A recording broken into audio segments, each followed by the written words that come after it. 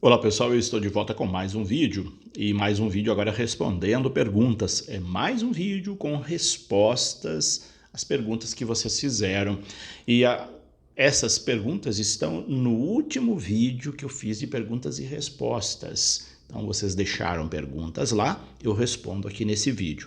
Se você deixou perguntas lá, ela está sendo respondida nesse vídeo. Aquelas que eu não responder é porque eu já respondi em vídeos anteriores, porque havia muitas perguntas repetidas também que eu já havia respondido, por isso elas não estão contempladas aqui. Mas aquelas que eu ainda não respondi estão hoje nesse vídeo.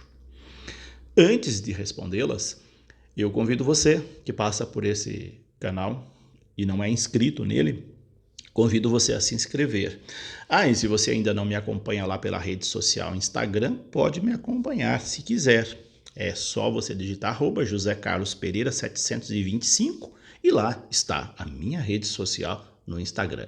Lembro apenas que lá eu não respondo perguntas, eu não posto questões litúrgicas nem da nossa igreja. Eu posto mensagens, lançamentos de livros, divulgação de material que eu tenho produzido, só essas coisas pessoais e não com relação à nossa igreja.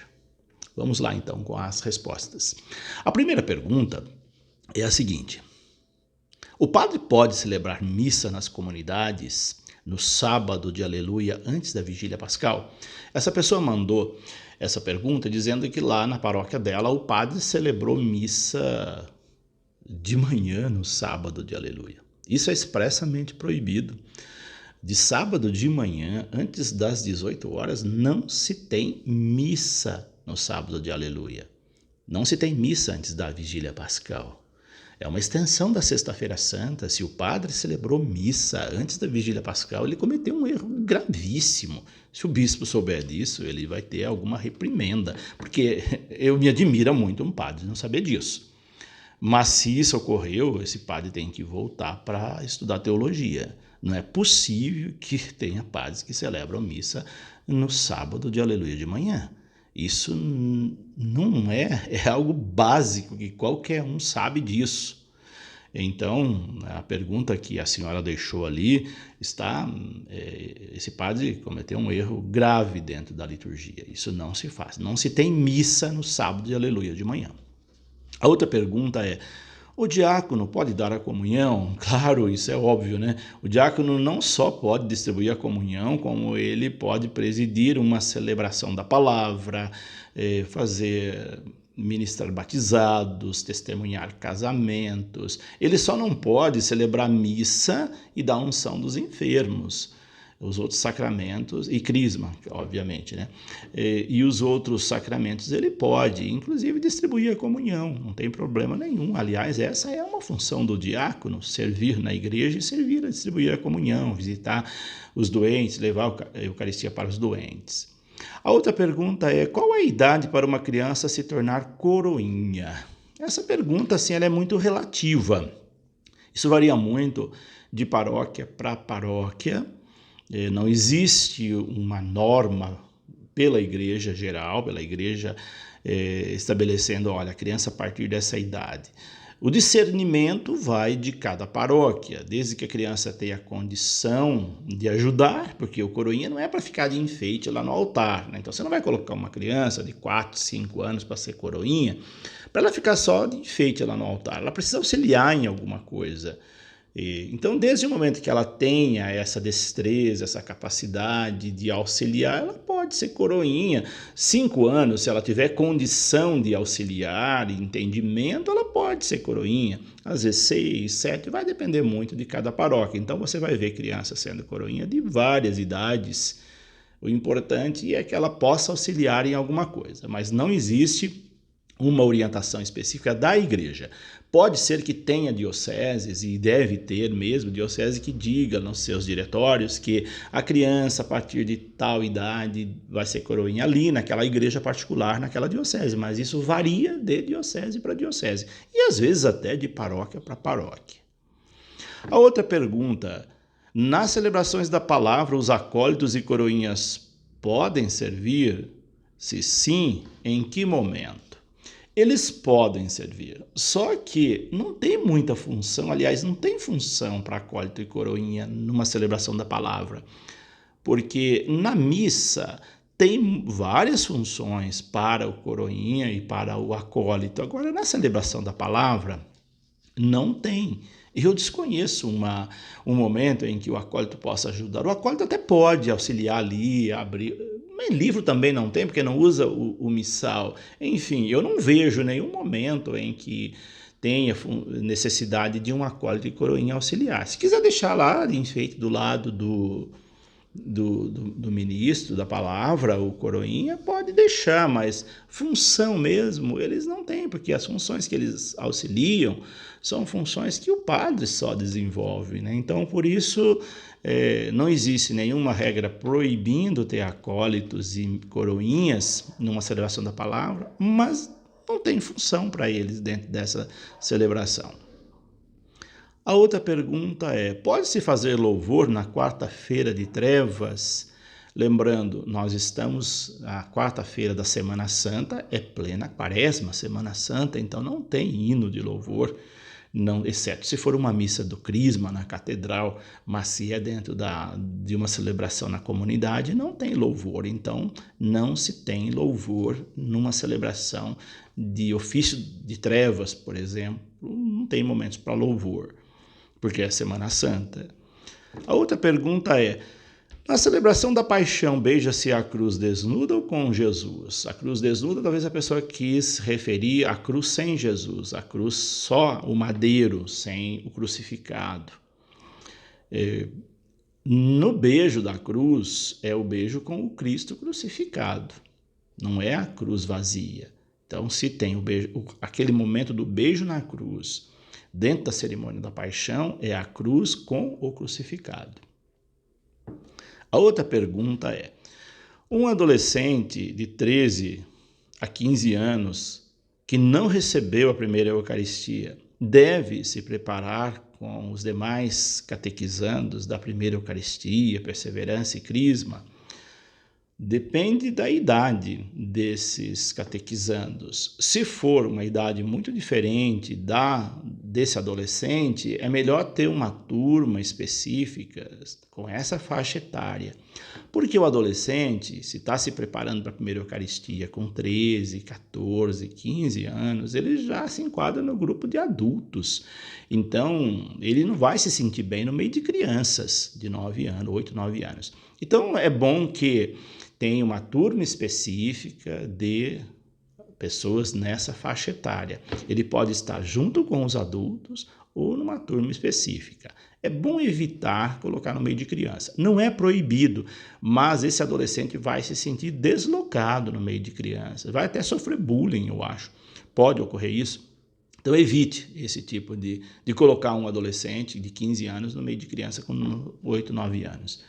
É prudente não fazer isso, não fica bem para ele não vai se sentir bem e não vai perseverar com certeza. A outra pergunta é: o que dizer de um mestre que recusa participar da celebração da palavra presidida por um diácono ou por um ministro da palavra? O que dizer?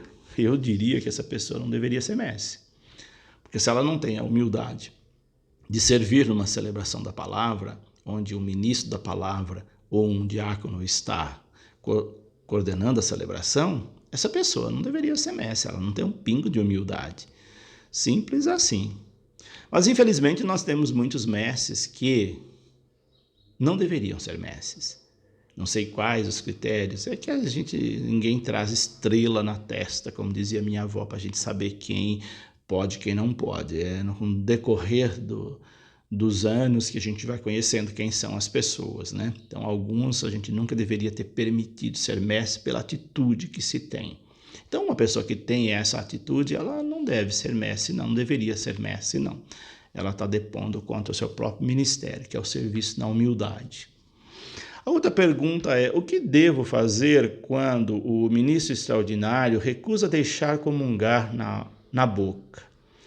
Olha, o fiel, ele tem direito de receber a comunhão como ele desejar. Ele pode receber diretamente na mão, diretamente na boca, de joelho diretamente na boca, de joelho no chão, de joelho com as mãos. Enfim, desde que seja uma postura digna, e essas posturas todas elas são dignas, nenhum ministro, seja ele ordenado ou extraordinário, ordinário ou extraordinário, ele não deve proibir o fiel de receber a comunhão. É um erro quem procede assim. Eu sei que tem padres que fazem isso, que tem diáconos que fazem isso, que tem até mestre, como você citou aí, que faz isso. Mas, infelizmente, é uma prática abusiva do ministério quem faz isso. O fiel pode receber a comunhão como ele desejar e não deve ser impedido disso, e muito menos constrangido publicamente por causa dessa atitude, negando a comunhão porque ele quer receber na boca ou de joelho. Ele pode sim receber dessa forma. A outra pergunta é indicado ou litúrgico fazer a primeira Eucaristia na Quinta-feira Santa?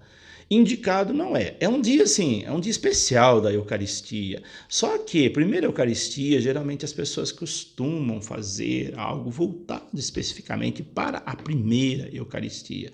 E como a liturgia da Quinta-feira Santa, ela já tem toda a sua liturgia própria, não é muito adequado fazer primeira Eucaristia na Quinta-feira Santa. Não há impedimento de se fazer, é um dia em que a Eucaristia está em destaque, mas se porventura fizer, não deve estar destaque na pessoa, tem que estar destaque aquilo que a liturgia pede.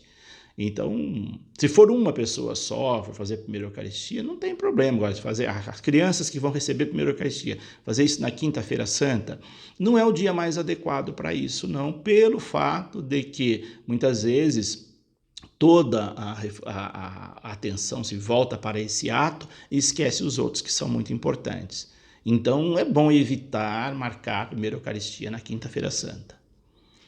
A outra pergunta fale sobre as cores da toalha do altar, sobretudo nas solenidades. Bom, as toalhas de altar têm recomendações diversas, né? Elas podem seguir a cor do tempo litúrgico ou podem ser branca o tempo todo.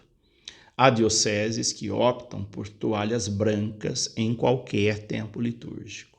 Há outras que não colocam nenhuma objeção e deixam que as paróquias escolham se usam cor branca no altar o tempo todo ou se usa a cor do tempo litúrgico. Não é proibido usar uma toalha da cor do tempo litúrgico, mas a indicação, por ser o altar de toalha branca, é o mais indicado. Se você, por exemplo, quiser usar a cor do tempo litúrgico, pode usar, mas coloque uma toalha branca por cima, deixa só as pontas coloridas aparecerem, mas não é proibido, a não ser que na sua diocese tenha essa norma, porque as igrejas particulares, ou seja, as dioceses, elas têm autonomia de colocar normas pelos seus diretórios litúrgicos, orientações. Então aí, se na sua diocese for orientado, estiver no diretório, for orientação da diocese que as toalhas do altar sejam todas brancas o ano inteiro, siga a orientação da diocese.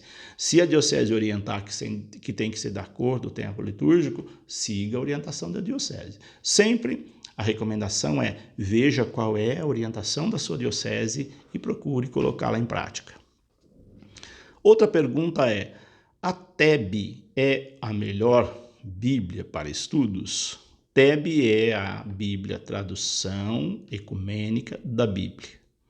Se ela é a melhor Bíblia para estudos, há divergências, questionamentos. Ela é uma Bíblia ecumênica para todas as religiões cristãs, mas ainda eu acho, essa é uma opinião minha e de alguns estudiosos, que a Bíblia de Jerusalém ainda é a Bíblia mais indicada para quem estuda a Bíblia, quem estuda teologia.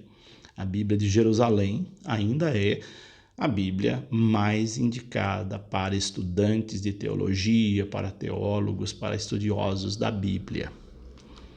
A outra pergunta é certo leigos proclamarem o evangelho na missa? Não. Leigos não podem proclamar o evangelho na missa. Essa pessoa que fez essa pergunta disse que na paróquia dela é comum o padre pedir para que leigos proclamem o evangelho durante a missa. Isso é um erro também que o padre está cometendo. Quem proclama o evangelho são diáconos ou outros ministros ordenados, padres concelebrantes, o presidente da celebração, mas nunca um leigo. O leigo só proclama o evangelho quando é celebração da palavra, mas não quando é missa.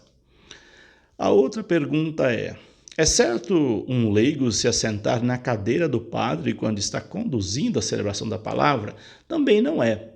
Como não é certo um padre sentar na cátedra, na cadeira do bispo, se ele celebra na catedral, também na igreja matriz, quando tem celebração da palavra, o ministro da palavra não deve sentar na cadeira do padre. A outra pergunta é: o senhor já celebrou alguma missa num país estrangeiro? Se sim, como foi? Sim, já celebrei missa em outros países, já celebrei missa na Argentina, no Uruguai, na Polônia. Eu celebro em português e com tradução. As que eu celebrei, uma que eu celebrei em espanhol, no país de língua hispânica, não houve tradução, procurei falar pausadamente. Outra eu celebrei em espanhol. E na Polônia, como eu não falo polonês, eu celebrei em português com tradução simultânea. O rito é o mesmo, porque a Igreja Católica Apostólica Romana em todos esses países. Então, sigo o rito que eu sigo aqui no Brasil. A diferença é que na oração eucarística, nesses países, não tem resposta. Então, a gente não possibilita a resposta dentro da oração eucarística, mas é a mesma. Você usa a oração eucarística A1, que ela é universal, ou A2, mas é a mesma coisa, só muda a língua. A outra pergunta é: após a comunhão, pode-se rezar Alma de Cristo? Alma de Cristo é uma oração ou um canto que, se quiser fazer após a comunhão, pode ser feito. Ele é meditativo, ele é muito bonito, né? Pode ser feito sim, não tem problema nenhum de se fazer esse canto ou essa oração após o momento da comunhão, que é um momento de meditação, de contemplação da Eucaristia recebida, da comunhão feita. Então esse canto ajuda muito, favorece muito nessa reflexão. A outra pergunta é em relação ao MEP, Ministro da Palavra, Ministro Extraordinário da Palavra, tem alguma data específica para a renovação? A igreja não determina, pode ser que a diocese determine, pode ser que a paróquia determine uma data para a renovação dos ministros extraordinários da Palavra, mas se tiver, por exemplo, se eu tivesse que indicar uma data, eu diria que poderia ser no mês de setembro, que é o mês da Bíblia. Então, o mês de setembro é um mês adequado para renovar, porque é ministro da palavra, extraordinário da palavra. Esse mês é o mês da palavra, então fica bem renovar no mês de setembro, a 30 de setembro, que é o dia da Bíblia, né? Então, fica bem nesse dia fazer a renovação. A última celebração de setembro, enfim, que se celebra o dia da Bíblia. Então, pode ser feito nessa data, mas não existe pela igreja um dia específico recomendado. Outra pergunta é: na Sexta-feira Santa, os mestres podem prostrar junto com o padre? Então, na entrada da cerimônia da paixão na Sexta-feira Santa, tem um momento, quando chega diante do altar, que o padre se prostra, pode deitar ou pode ficar de joelho. Segundo as rubricas do missal romano, os mestres que acompanham o padre podem se prostrar, ajoelhar nesse momento junto com o padre, como toda a assembleia nesse momento também se ajoelha. Então pode sim. A outra pergunta é obrigatório cantar a sequência no domingo de Páscoa? Então, eu estou fazendo esse vídeo, o domingo que passou foi o primeiro domingo da Páscoa, e tem a sequência na missa. Sim, essa sequência pascal, ela é obrigatória. Eu fiz um vídeo só sobre sequência, se vocês quiserem saber mais detalhes, é só procurar ali na playlist um vídeo que eu falo das missas que têm sequência. Algumas são obrigatórias e outras são facultativas. Dentre as obrigatórias, há sequência da Páscoa é obrigatória. Ela pode ser feita da mesa da palavra ou lá do coral. Ela pode ser cantada ou rezada, mas ela precisa ser feita. A outra pergunta e última é: no tempo pascal, a cruz processional entra na celebração ou é o círio pascal? Durante o tempo da Páscoa, você pode substituir a cruz processional pelo círio pascal. Então, na entrada, em vez de entrar com a cruz processional, pode entrar com o círio pascal aceso. A cruz processional fica ali do lado do altar. Ela não precisa ser movida ou removida. Entre com o círio pascal, mas é opcional também. Então, se a paróquia, a comunidade optar por entrar com a cruz, pode. Mas como é o tempo da Páscoa, eu acho que fica mais significativo entrar com o círio pascal durante as celebrações do tempo pascal.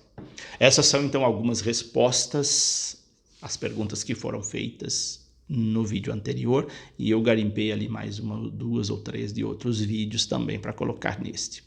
Se você ainda tem dúvidas, deixe-as aí embaixo. Assim que oportuno, faça um vídeo respondendo as suas perguntas. Se você gostou, já deixe o seu joinha. Deixe seus comentários, eles são muito bem-vindos. Não esqueça de compartilhar esse e outros vídeos com seus contatos e, como eu disse no início, se você não é inscrito ainda, se inscreva. Por hoje é isso. Se inscreva também lá no Instagram, se você quiser seguir por lá também as mensagens que eu posto. Por hoje é isso. Deixo aqui meu abraço, minha bênção e até o nosso próximo vídeo. Que Deus os abençoe, em nome do Pai, do Filho e do Espírito Santo.